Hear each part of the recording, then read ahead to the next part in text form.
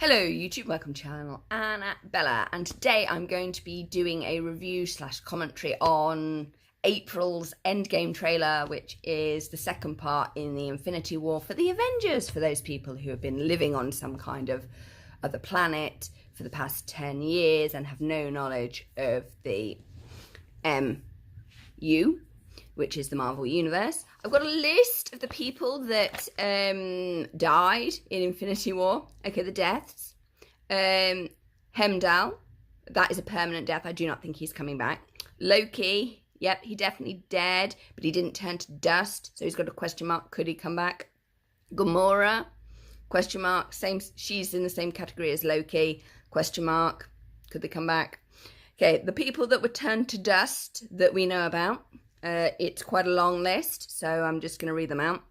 Vision, Bucky Barnes, T'Chaka, that is the Black Panther, Wanda, Drax, Peter Quill, Peter Parker, which was very sad, Stephen Strange, Groot, Maria Hill, and Nick Fury. And we're really lucky with that Nick Fury actually called Captain Marvel in the post-credit scene of Infinity War, because if you hadn't have done that, then the Avengers would have been completely helpless.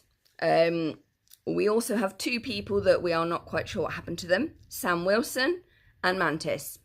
So that's the list of where we're at.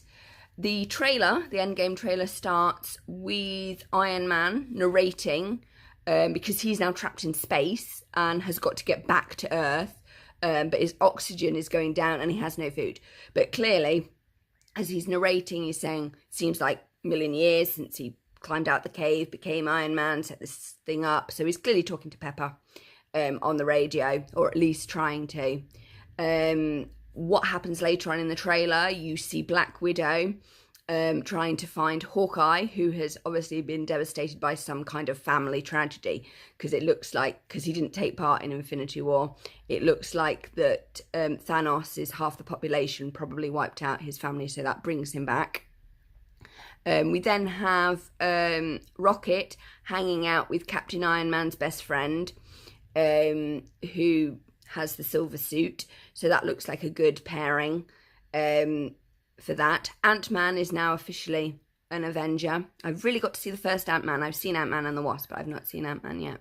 So I've got to do that. I've got limited time to do that before April.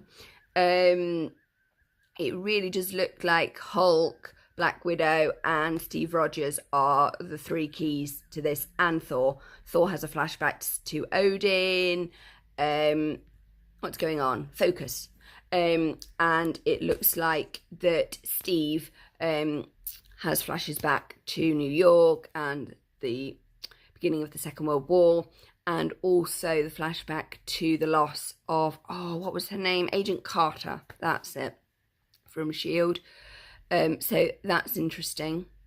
I think it's interesting that they've got the new suits, which possibly could be used in the Phantom Realm, because I think that's going to come into it.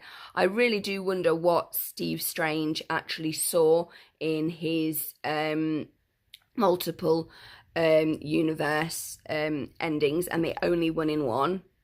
So that is quite shocking, considering that he saw thousands of different alternative realities and the Avengers only won in one. Overall, the trailer was good. It had a real feeling of loss and grief all the way through. And then right at the end, when you had Thor reach out for his hammer and see Carol Danvers, who was standing there, he looked at her sort of like really sternly, and then she sort of flashed her eyes and did a little smile, and he was like, yeah, I like this one. Yeah, so that's going to be a really interesting relationship to see in a movie that could be really depressing, considering that half the population has gone, including Nick Fury.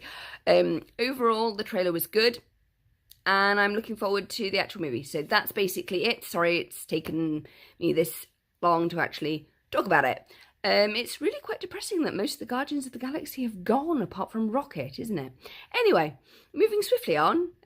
See you guys in April, where I will be doing a full film review. Bye!